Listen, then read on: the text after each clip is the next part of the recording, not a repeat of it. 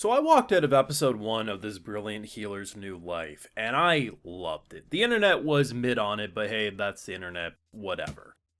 But I'm walking out of episode 2 even more impressed. This show just clicks for me in such an entertainment way that has me dying to binge 20 more episodes. I am a huge fan of the characters who are super nonchalant and are just incredibly humorous, not because they're trying to crack jokes, but just because of their deadpan, nonchalant attitude. They're kind of aware of what's happening, but they're just so unfazed because you can't touch this.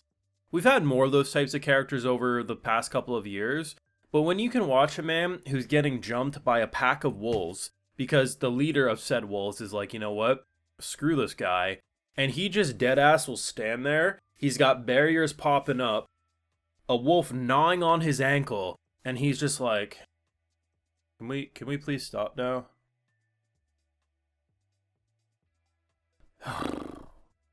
I warned you. And then we have a wraith come down and smack him around.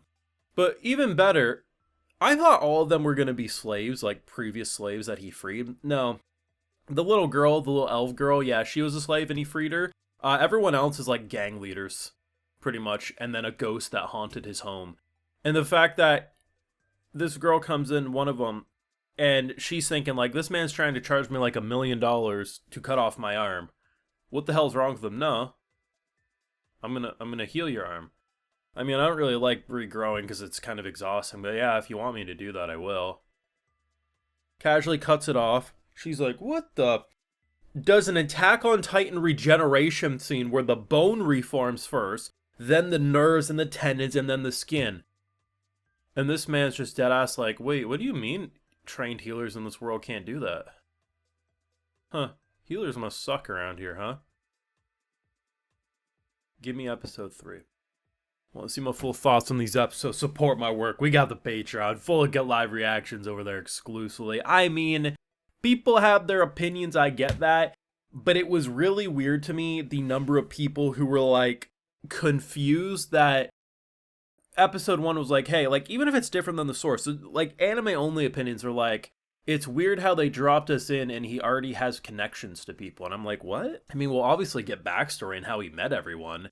But like, most stories typically when they start out, your character already has connections to people. Like, yeah, if it's an isekai, they're brand new to the world. Sure, we see it from scratch. But any video game or whatever, like typically the first scene, the first cutscene, your guy or girl already has connections to people, already has relationships, and then yeah, there's usually flashbacks or you just build connections over time. So like, I really loved episode 1 because they immediately got you to understand the personalities of all the different girls.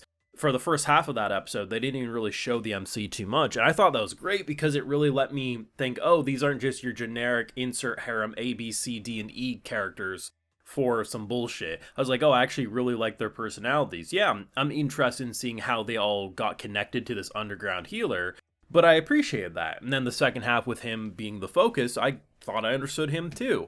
This episode does the rewind, shows us how, like, yeah, it's that typical guy was in a party was shit, tossed him out. But the thing that makes it more enjoyable, or at least a little different than a lot of these shows that have been doing it, is he's not really bitter about it. He's more like, well, that sucks.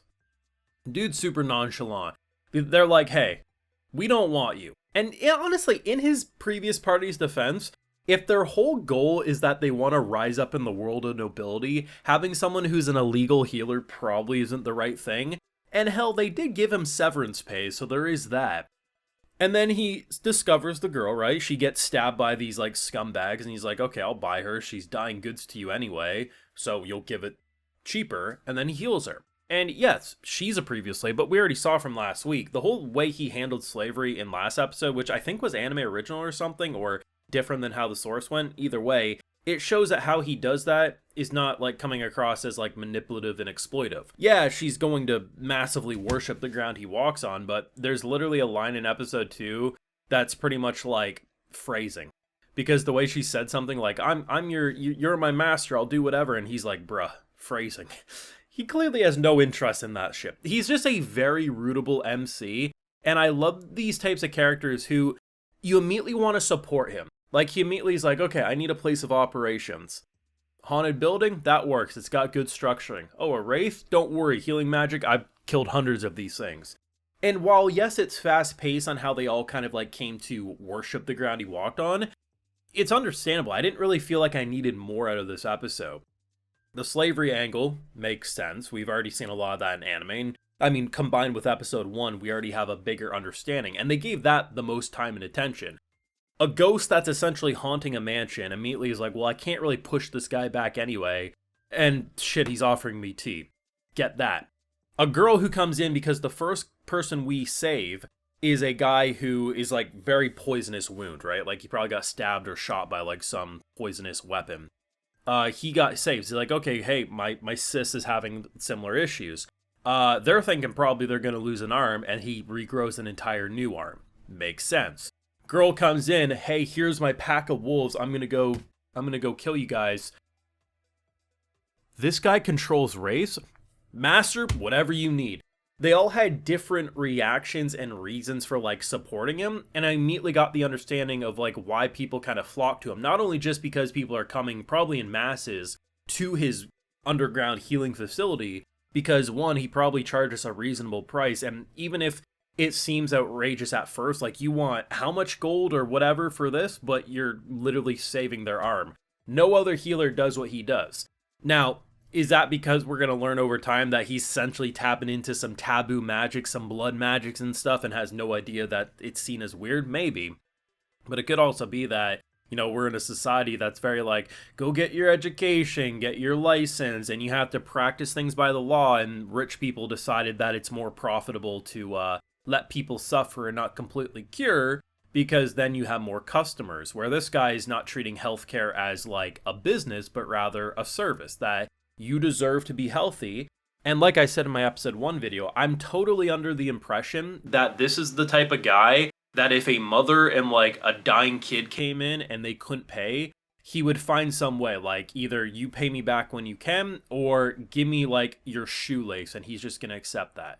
Like, yes, he comes from a place where he was not supported. He was not paid for his work in a fair compensation.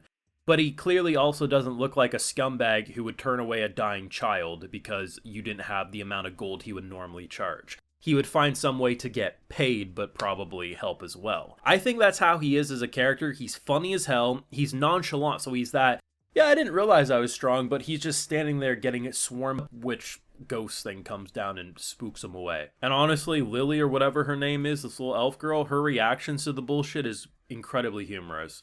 Wasn't expecting this show to be this good, and honestly, it is hitting for me in a way that just really clicks for me. But let me know your thoughts down below. A lot of people seem mid on this show, but I'm loving it. You let me know what you're feeling down below. Leave a like if you enjoyed, subscribe if you're new around here, of course, ring that bell. And like I mentioned, we got those full live reactions over on Patreon, and hey, while you're over there, I'll also give you a video shout out. Alright, so today we got Brian Missid, Walk866, Andy, Little Bandit, Slayer Droid X, Joseph, and we also have Atilia Farkas. So I appreciate the support, everyone. Please take care. You know, have a good one.